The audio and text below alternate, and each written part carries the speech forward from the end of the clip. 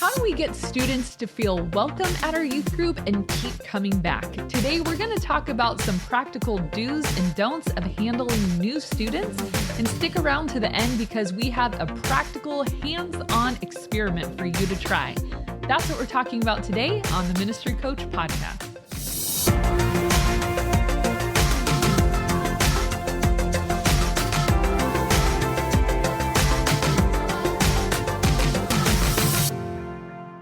Hello, everybody, and welcome to the Ministry Coach Podcast, where we bring you weekly tips and tactics to help you fast-track the growth and health of your youth ministry. If this is your first time joining us, welcome. We talk about all things youth ministry. For those of you watching on YouTube, please hit the subscribe and like button. And for those of you listening on a podcast, we ask that you would subscribe and also please leave a review on Apple Podcast. Okay, now that we got that out of the way, my name is Jeff Lascola. This is Kristen Lascola. And today we're kind of talking about the new student that comes to your youth ministry. What do you do? Walk us through that process. Well, first of all, I'm all over them. I'm very excited. A punch to the face, a kick to the face. Yeah, well, it does depend a lot, like you said, whether they're alone, with a parent, with a friend, because that will kind of change your strategy up a little bit.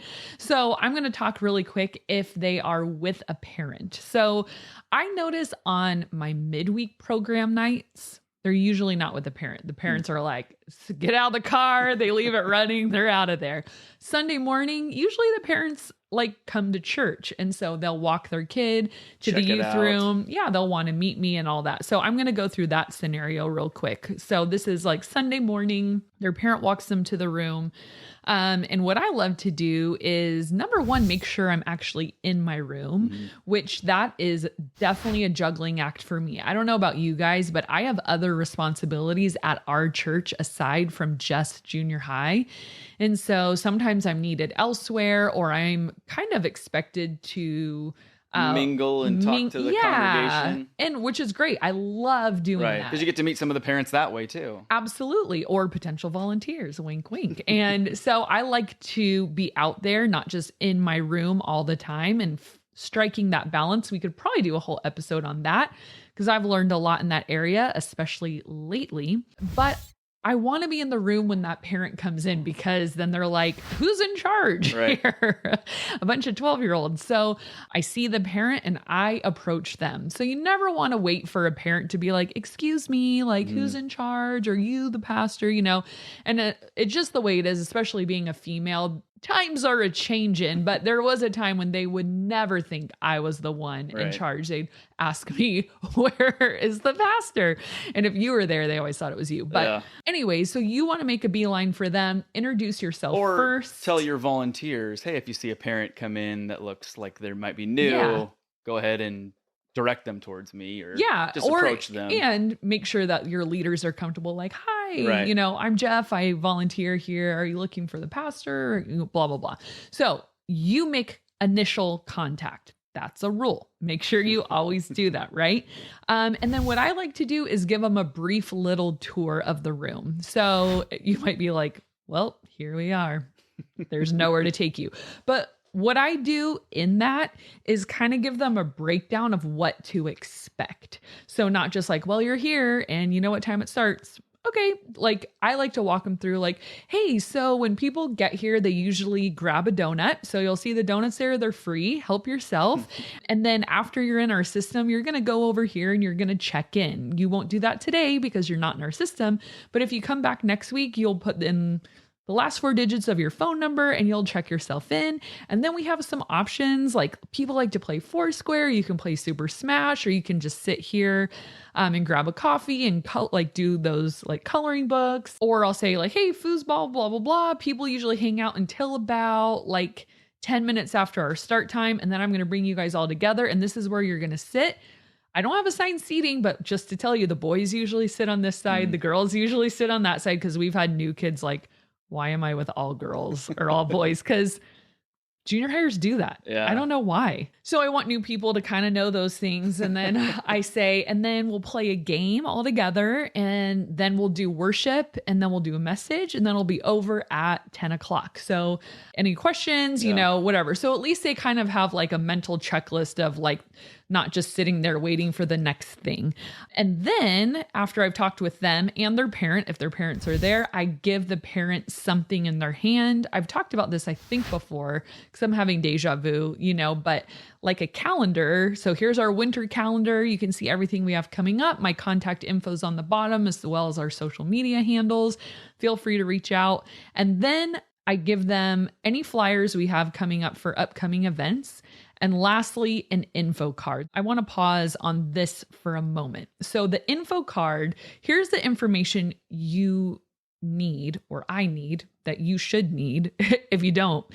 Obviously, their first and last name. You want their date of birth, their gender, their phone number, a parent email, their grade.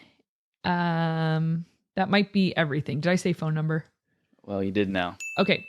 So it's a little card that has all of that, and have them hand it back to you. I have a little mailbox in my room, and when they're done filling it out, I say, just go ahead and stick it in the mailbox.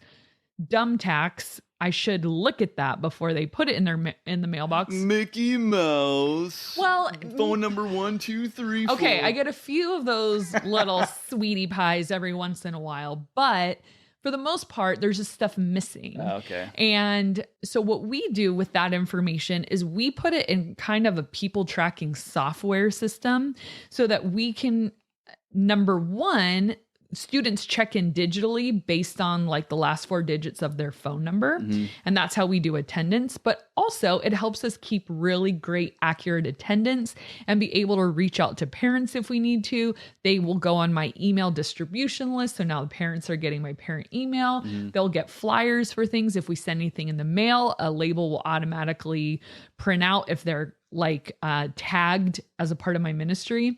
And we use a software system called Arena, but there's billions out there, I assume. So if your church doesn't do a really good job of keeping track of people, you might want to pitch that to your senior pastor of, hey, we might want to upgrade our systems of how we keep track of people, because that's what we call closing the back door a little bit. Because if we don't know who's coming in, and we can't keep track of the last time they've been here or where they've served or the last time they were in a small group or whose small group they were in, we can't do a very good job of like assimilation.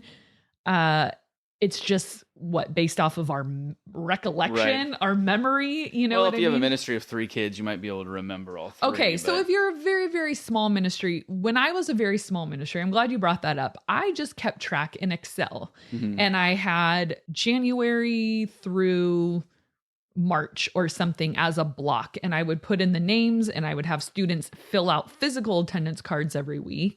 And then I would take those, and then Monday morning, you know, after church, I would go through and physically put every single one in, check that they were there. And that worked. You know, as we've grown in size and complexity, we need a different system. But if you're sitting here like, yeah, like they're going to buy a huge software system to keep track of my 10 kids, then excel and keep accurate books yourself. So you can put their information in there so that you have it. But trust me, you want to have information on people. Don't just like leave it up to who is that one person and what's their mom's like, there will come a time when you need that stuff. So here's what I like to do now is I like to just chit chat a little bit one-on-one with them, because we need to get to know them. But what I'm simultaneously doing in my brain is getting their vibe. I'm trying to match them, like a little matchmaker of like, where can I see you? Like, what students can I see you thriving with? And so I'm like chatting, like, so what school do you go to? What grade are you in? What'd you do this weekend? Do you play any sports at your school? Blah, blah, blah. And then I have a few go-to students. And these are people that you can trust to hand off those people to, and that they're usually student leadership types. Yeah. And they're usually people I've talked to before about this. So I had a student named Andrea, And she was so good with new people. She was super friendly, relaxed. And I would just go over to Andrea and I'd be like, Mufasa, pink stripes. And she would look around the room and she'd be like, hello, Mufasa. I'm Andrea.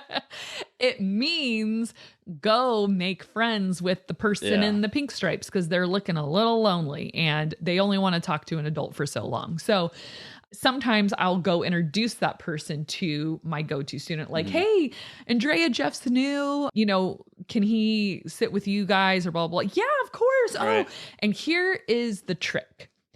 Don't set a junior hire or any student, because just because they're in high school doesn't mean they're good at this either. High schoolers are pretty dang awkward too. Just saying. You set them up for success.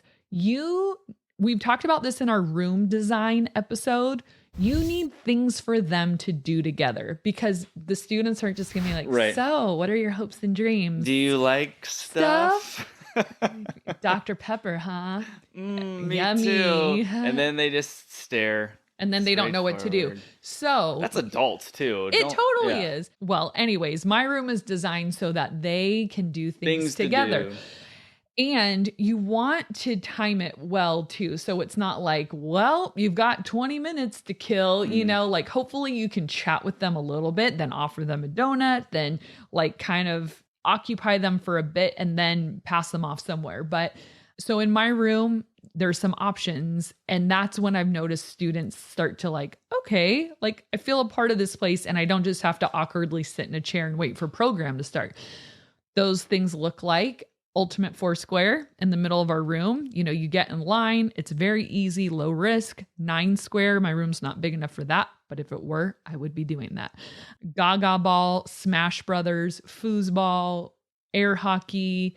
So when you give them to the student, the Mufasa, you just hope that like, hey, you guys can play Ultimate Foursquare for a while together. And then church starts and you've already been kind of hanging out with these kids. So Mufasa is going to ask you to sit with them. And and that's something you coach students to do. Those go-to students is to say, this student, these new students that I passed to you, they never sit by themselves. Like they're never alone. They're never kind of like, what do I do? When we play a game, they're on your team. If there's partners for something, they're your partner. If there's that chair next to you, you say, hey, I saved you a seat. They're never supposed to fend for themselves. And so this is a lot of trust you're putting in these student leaders. And if you don't have a student, use a leader, like especially some of the younger leaders. I think junior hires are like, whoa, you're like 19 and want to be my friend. Like they get like, I think kind of excited about that too. So I have a few leaders that are just magic with like the new kids and the kids get really, really excited because I drive it so hard into those kids. Let me tell you the number one reason people don't come back to church. Because they didn't make any friends and because they felt alone and lonely and disconnected. I said, it has nothing to do with my message. Okay. This is on you people.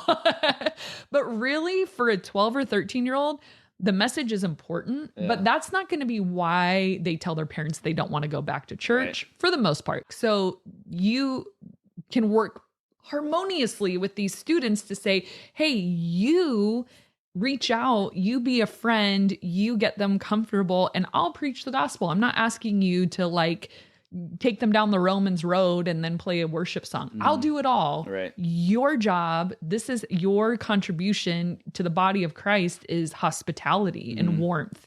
And I will do it, but it has to come from a peer. So empowering your student leadership team, like this is a big deal. People stop coming to church for these reasons, and that's not going to happen. Oh, you know what? I forgot to say, Jeff. That's me. Hey, you. Okay. Dumb tax moment. This is like a don't do what I did because it's super stupid. So I used to have, if it was a new student, stand up. And I'd be like, come on. Right after during announcements. Yeah. Do we have any new students? Can we bring the spotlight on this kid? And they'd stand up and I'd be like, what's your name? And what's your favorite ride at Disneyland? I don't have one. I've never been to Disneyland. What's your favorite flavor of ice cream? I don't eat ice cream. What kind of air do you breathe? I don't breathe air. You're like, come on. That's like the number one thing a middle schooler doesn't want. That's what I was going to say. That's the number one thing I would tell people don't do. And I would do it every week. And I don't think those people probably ever came back. And I would give them a piece of candy and I'd be like, yeah, we're so glad you're here. And probably on the inside, they're like, boom, boom, boom, boom, right. boom, boom, boom, boom, help me. So here's the whole point of that is just let them fly under the radar. Yeah. Just don't. Here's the language to use. If you want to give them like a gift or something like that, you could always say like, hey, if we have any new students, because see me that's after. making them think, oh, I might not be the only one. Yeah. If there's any new students here, we have a gift for you in the back and you can come pick it up in the sound booth after service. You don't hand it to them right then because everyone's like, you're new. So anyways, a gift for a middle schooler, take a wild guess. Candy, sugar. Yeah. So you could do full-size candy bars with a little welcome note, like with your social media handles on it, or just welcome to North Coast Church. We're glad you're here. Things I've done in the past too were a free drink at our cafe. I would prepay for those. Have you ever done anything where it was like, come, if it's a Sunday, come Tuesday and redeem this? Yeah. We have, because like our snack shack, it's not open on Sundays. So sometimes I'd give them a gift card, one free item from the snack shack, and they would have to come back on Tuesday. That's a great strategy. So I've done, a mix of those things, in the past. So, okay. So now let's talk a little bit about midweek kind of stuff. So we divide our small groups by gender and grade. Okay. So if you're trying to decide where to put this new kid, that can make it really easy. Well, you're an 8th grade boy. There you go. Yeah. We had multiple groups so we'd have 2 8th grade boy groups, 2 7th grade boy groups, 2 6th grade boy groups, and so on. So then the decision gets a little more complicated and you have to decide, do you fit here or here? So hopefully in some of those conversations, you can tell and I kind of divide my small groups that way too. Like all these skater boys are very similar. And then all these boys. I can't hear skater boy without saying see you later, boy. Sorry. Nerd. Guilty. So you kind of decide which one to put them in. Yeah. And once you've made that choice, then you want to introduce them to the small group leader as soon as possible. So like, hey, Jeff, this is Gabriel. He's brand new tonight. He's going to be in your small group. So then now as his small group leader, I would kind of expect you to take the reins on him. So, hey, Gabriel, let me show you where we're going to meet when we split up into small groups. See this classroom here? That's our small group room. When we get dismissed after the message, that's where you're going to come. And then I would hope you kind of take him around and introduce him to some of the boys in your group. I would give you permission to get him a free item from the snack shack. So you stand in line with him, you're kind of chatting. And if he is just a Tuesday kid and he hasn't come on Sunday, then the small group leader is the one who needs to make sure he fills out an information card in small groups. Okay.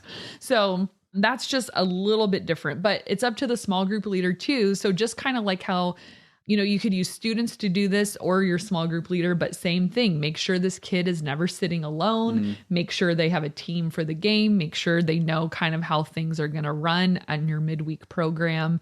And then lastly, you want to do some follow-up after. So whether this is a Sunday morning thing or a Tuesday, Wednesday, whatever night you meet thing, I like to do follow-up in 2 ways. Number 1, I send a postcard. That feels so old, but I do. I mean, what 11-year-old is getting personal mail? Really? Okay. So it's awesome. So I have these postcards made up with our ministry logo. They're small, so there's not a lot to write. It goes pretty quick. In the past, I've written these. I've had students write them. Just proof them a little bit if students do. I've had interns write them, but basically like, hey, Gabriel, it was so great to see you on Tuesday. So glad you came. You could reference something you guys talked about, like, hey, good luck with your game this Saturday. Hope to see you again next week. Love, Jeff, or whatever. And then you pop it in the mail. And then the other follow-up is, if you've got that info card, you should have a parent email. Doesn't always happen. Sometimes the junior hires drop the ball on that. But I like to email the parent and say, hey, this is Kristen. I'm the junior high pastor at North Coast Church in Fallbrook. It was so great to have Gabriel with us on Tuesday.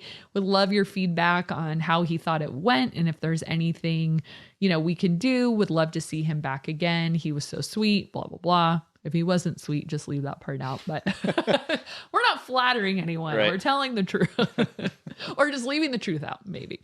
So anyways, just a little like tied up in a bow, follow up. And some of these steps will need to be repeated. Like you brought up the Mufasa thing. Like if they're not connecting, like keep getting those kids to, pursue them and leaders to pursue them and all of that. But I hate watching kids be on the fringe, then disappear. And sometimes there's just nothing we can do about it. But I never want it to be said like, why didn't you go back? Well, they weren't friendly. No one knew my name. No one came and sat with me. Why didn't you come back? They were like way too friendly. That pastor was a freak. I used to take my leadership kids. If you want to try this. I was going to mention that. Okay. I don't know if that would be good for another episode, but now we've gone so far that we probably need to talk about it. I can say it really quick, but we would take. We've gone too far. Our leadership kids to a different youth group and have them experience, because they were so comfortable. It's like the church is their home. They've totally forgotten what it's like to be new. Take them to a brand new youth group where they don't know the place. They don't know anyone that goes there. And I would send them in one at a time in like you can't talk to each other 60-second intervals. Yeah. And they weren't allowed to sit near each other, talk to each other. And that was even an advantage because at least there was a familiar face in the room. And I actually one year split it up to 2 different youth groups. I had a leader take half of them to one place. I took him to the other half so there'd be less familiarity. And obviously you talked to the pastor ahead of time. Oh, for said, sure. Hey, we're bringing our kids. Hi, it's going to get real awkward tonight. Is that okay? And the other pastors are always like, absolutely, but it was just, then we'd have a great discussion afterwards of like, guys, tell me what that was like. And I remember Ariel, she was like, Kristen, that was awful. Why did you do that to us? Please don't ever do that again. I was so scared. And I'm like, okay, remember that feeling because every time a kid comes to our youth group that doesn't know anyone, try to feel that again. Right. And how would you have wanted people to treat you when you came in? Do that. Well, it's a win-win win-win too, because if that other youth ministry is really inviting and really accepting, hey, there's a new kid and they can't come up. Sure. What your experience can be like, wow, I felt really accepted. Yeah. Oh, well, why was that? Because they came up and said hi and they invited me into their game and they let me sit with them. And then, like you're saying, the other way, no one talked to me. No one invited me to sit next to them. I didn't have anyone to play the game with. It's like, that sucked, huh? It's like, yeah. So it's a real great life lesson. You can take that idea and run with it. It was a very impactful experience and now some of them are my leaders. Like they've grown up. Now they're not students anymore. They're adults and they lead small groups and they still talk about that. Right. Like how it scarred them. I hated that. So anyways, it's something cool to try with your youth group if you have another youth pastor in the area that'd be willing to do that. So anyways, thank you guys so much for watching and listening. And remember, subscribe. And for those of you on the podcast, leave a review. We'd really appreciate it. Thank you guys so much. And we'll see you next time.